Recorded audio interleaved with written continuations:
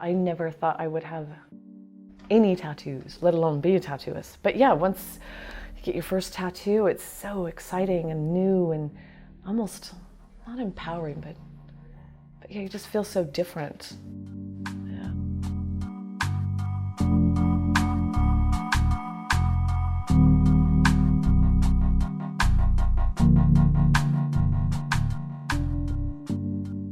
I got my first one at 17. I couldn't wait to get one, finish high school, and it was still, underage at the time, but I looked like I was about 40 when I was 17, so it wasn't too hard to get one. I got tattooed when I was about 15. Just a little, it's gone now. There's a big back piece there now. It's just got a little tiny design, and then I thought, oh, I'd love to do that. I thought it was like magic almost. I didn't know how they were doing it. Even with this, I didn't know how the machines were turned on, anything like that. Thought it was falling off in the middle of the night. It was had cling film around it, and it was all inky and mushy and what have you. And washed it off, and it was perfect. It took me months of agonizing to get it done. I was drawing for months. Finally, this little tiny dragon I drew.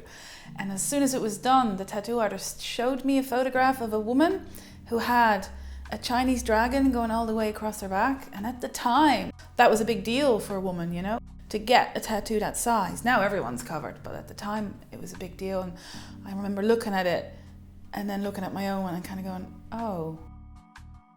Back then I was into the surfing and everything too, so my first tattoo was a little, hot tuna fish, was a little pink piranha. And these days it's the only one I've probably had covered since then.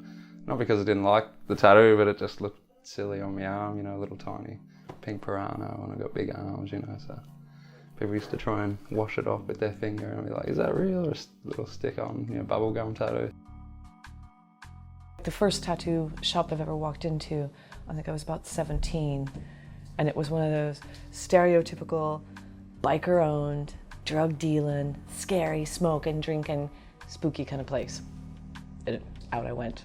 Yeah, it didn't have anything to do with me. Yeah, got my first tattoo when I was in Alaska.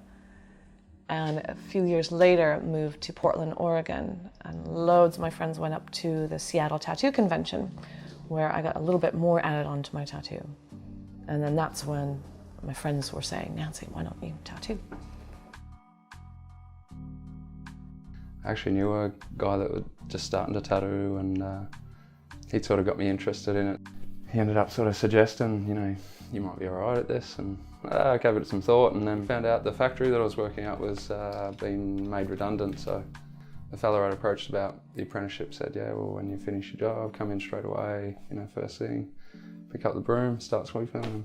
And that was it. I was there every day since, here I am now.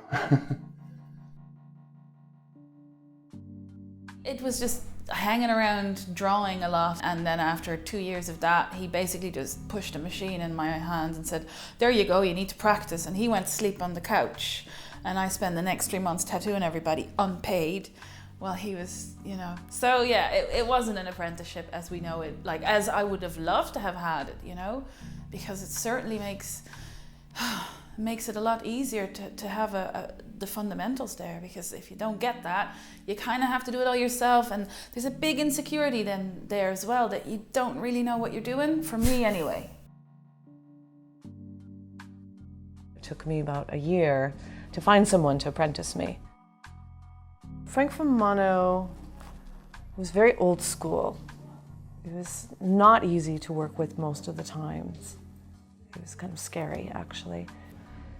Frank had me watching, observing, setting up, breaking down stations. It was an extremely busy shop, factory-like almost. And he threw me to the wolves after like a month. So there was no turning back after that. It was just pow, pow, pow, pow, pow.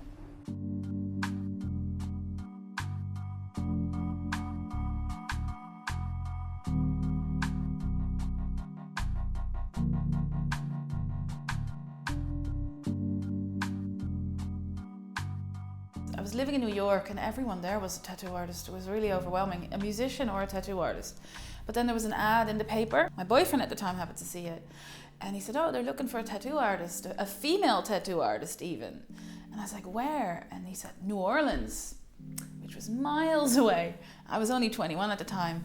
So I wrote the lady a letter, it was a woman, and with some samples of my drawings and my work, and she hired me. So that was my first real kind of shop where I was working every day, and somebody handed me a coil machine, said, here you go, there's your machine, go and do a tattoo. And it was in New Orleans, right in the French Quarter. So the first tattoo I did there was a rebel flag on a drunk southerner from America, and he wouldn't sit still. I think he puked, I don't remember, but it was an awful experience. And I just wanted to cry and go home.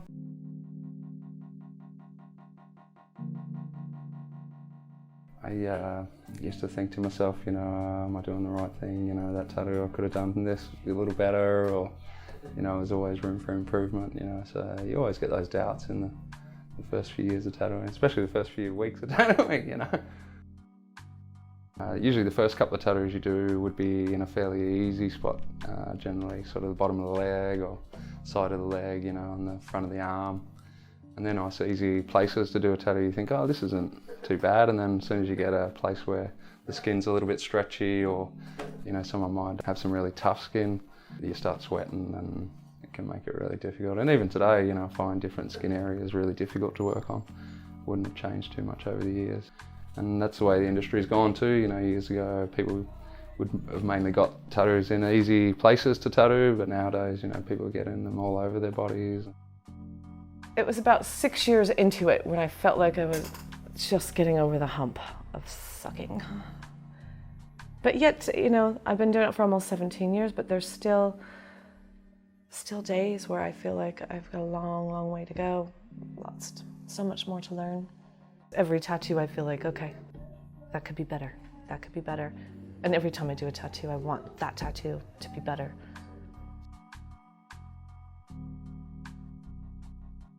It wasn't until after I had a break for a couple of years and I studied illustration and graphic design, and I did a lot more drawing. I went back to tattooing, and that's when it sort of clicked for me. It took that long, it took a big break for me to really click and go, I'm feeling more comfortable now with what I'm doing. But it's still a really hard thing to do, I think. I suppose in the first few years I was happy, you know, with the quality of my work. You know, I could do a nice tattoo, so I thought I was up to a certain standard. But then, as I say, the more you see and the more you look at people in the industry that you would look up to, you know, you sort of brings you back down to a certain level that makes you realise you've got to improve more and more. There's lots of artists that had been tattooing, say, for 15, 20 years, and it seems that they're getting worse and worse as they go. But I think it's great when you see progression in people that have been doing it for a long time, especially some of the old school cats that have been around for a very, very long time. They're just getting better and better and better. It's quite exciting to see. You hear of people starting to get into the tattooing side of things, and sometimes they'll pick up a machine, and just because it's so different to whatever medium of art they do, it might be fantastic drawers, but you've got a vibrating, you know, machine in your hand, and you've got to do a straight line on something that moves and breathes. You know, it's a totally different ball game. Whatever you're doing, you have to translate it on the body. So what could be a good painting or a good sketch or a photograph doesn't necessarily work on the body in skin. So it's always interesting to see how other people might do, say, a glass effect or hair or flames or metal, or, you know, things that, yeah, they're not probably exactly as they are in real life. You have to translate them so it looks like it's real, but it's not. The thing that keeps me most excited is about, you know, seeing new work by new artists all the time, and the bar just gets lifted and lifted and lifted. And I suppose it's inspiring to see, you know, new things and new ideas. I try to take a little bit of influence from all sorts of, you know, artists and different styles of tattooing. But I wouldn't like to, you know, steal somebody's idea totally. So, you know, you pick up little things, shake it and turn it into your own style. if you set yourself up as someone who goes to conventions, who wants to be in the magazines, then usually you have a style, because I think people then would seek you out for that style. But if you work in a studio where you're not famous, then you just have to cater for everyone that walks in. Your client walks out and their friends might see it and think, I want something similar, and you will start getting more stuff within a style. But I'm not sure if that's a conscious decision. Maybe for some people it has been, and for other people it just happened that way, you know. I'm trying to market myself almost as a tattoo artist for women, because there's lots of guys tattooing in Ireland, but not very many females. So what sets me apart is the fact that I'm a woman and that I do really girly, pink, pin-up-y, flowery stuff for girls. And that's what I'm kind of developing, so obviously I'm getting better at that. I do still like to do, you know, flowers and trees and bees and birds and what have you. And I like doing sort of Japanese style foliage and what have you. I haven't conquered or know how to even draw a Japanese dragon, you know, sort of say, I couldn't do that, won't do that. I like doing portraits because they're a very rewarding type of tattoo to do. You know, you finish it at the end and people are just amazed sometimes, you know, that the picture looks exactly like their photo, and you know, they'll go home and show their families and things like that. And some of the family might not be into tattoos, so they, you know, be a little bit negative about it before they come in, and then once they go home and see it, they're like, oh wow, that's amazing. And you know, it's a good one to be able to, you know, convert the haters. Yeah. A lot of professional people getting tattooed these days, you know, doctors, lawyers, company owners.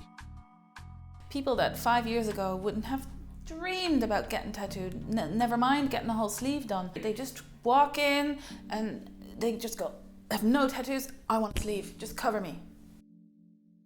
I think, you know, people's attitudes now are starting to slowly change over here, and you know, I'd say it's become a little bit more like that worldwide.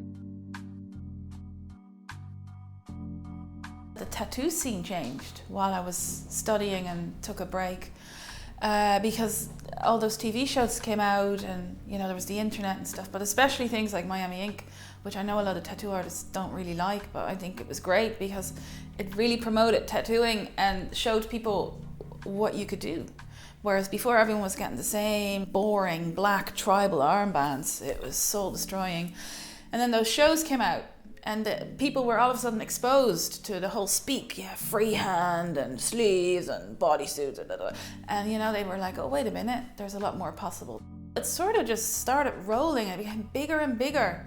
We're still in that now. So I get to do now what I want to do. So I think there was a development for me as an artist, that I took the time out to kind of develop my style and what I like doing and blah, blah, blah. And at the same time, there was that real development in tattooing as well. So when I got back to it, I was, you know, it kind of came together. I think if I would have had a real apprenticeship from the beginning, that I would have been hopefully I would have been better. I mean, I'm getting there now, but it's taken me, 15 years really.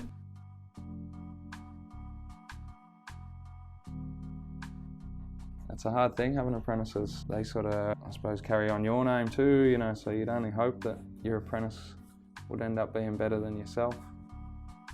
I suppose some of the worst shops around pump out the most apprentices, if you know what I mean, whereas some of the best tattoo artists in the world that I would know of, you know, very rarely would have an apprentice on, or, you know, maybe once or, you know, one or two in their whole career.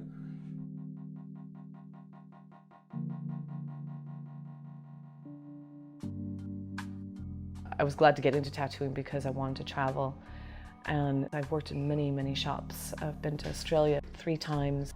I've lived over in Scotland and tattooed at probably 5 different shops there as well. I think 4 or 5 in Ireland, Canada, and America. So probably over 25 shops. I've worked with over 100 artists, over 200 artists probably, yeah. Came to Ireland back in 2002 to do my first guest spot away from home.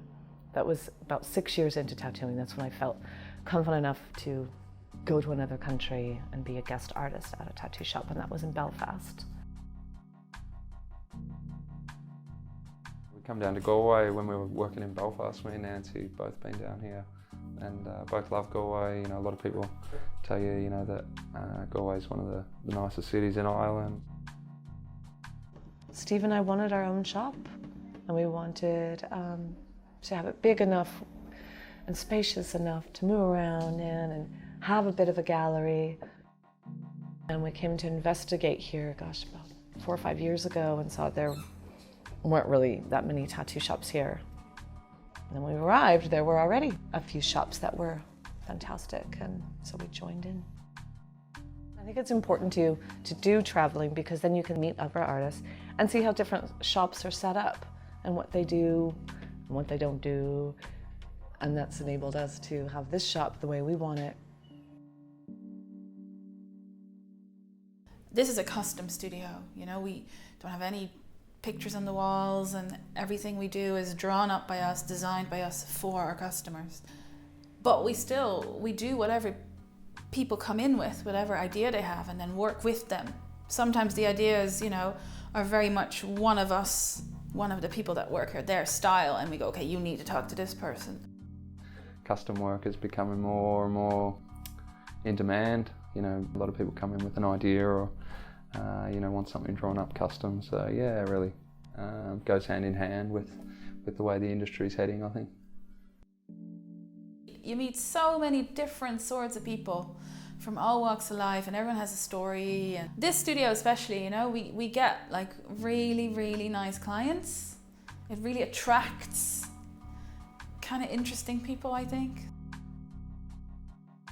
I did a lot of different jobs before I started this, and it was good for customer skills and things like that. You work in pubs and nightclubs, you know, throwing people out nicely, then always helps to, you know, have a little bit of charm. So carries on through to, you know, talking to customers these days. If you've got a truckload of charm like myself, then sometimes people don't come to you for, you know, the type of work you do. They come to you because, you know, you treat them really well.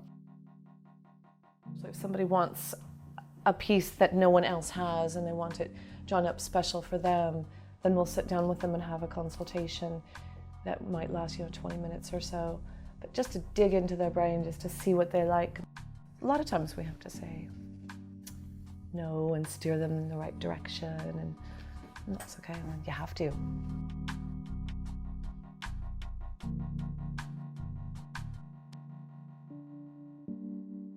Worldwide, there'd be a lot of shops, whether they say they're an art gallery or not. Some tattoo studios will be very art gallery based. You know, you go in and the shop's full of amazing, you know, artwork done by the tattooists in the studio, and it's not a new idea, but it's new for Galway. It's been fun to see the different art that people bring in. It's been hard work, very hard work, because it does take up so much of the time and money. So I'm just trying to figure out if I am a tattooist or am I running galleries and curating shows. And so at the moment I have like 4 careers. And I'm not crazy about the business side of it all, because that's hard work for me when I just want to paint and draw and tattoo.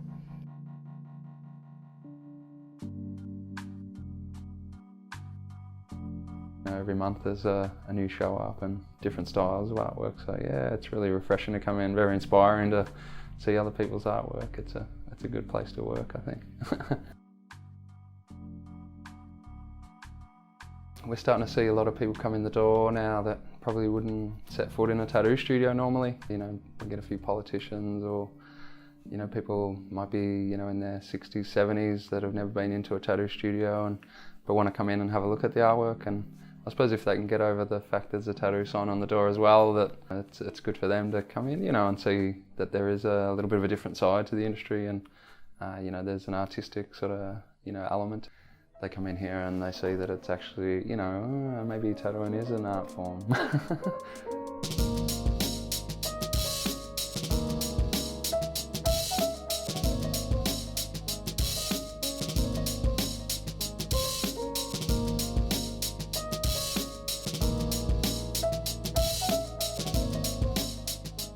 There's so many tattoos, but it seems like when I do the next one, that's my favorite. But it's all about the people. and how wonderful that is to meet new people. I don't know where it's going to go now, to be honest, because there's so many studios, so many people still getting into it all the time. I don't know how much bigger it can become. You know how things kind of go in waves, and we've been sort of riding a wave since I started, since the late 70s, 80s. It's been a real creative wave, you know, going up and up and up and up and up. At the moment, I'm not really sure where it's going to go from here. It might be at sort of a, you know, place where all it's going to be able to go for a while is go down, and I'm sure it'll come back up again. People will always still get tattooed. It might just change.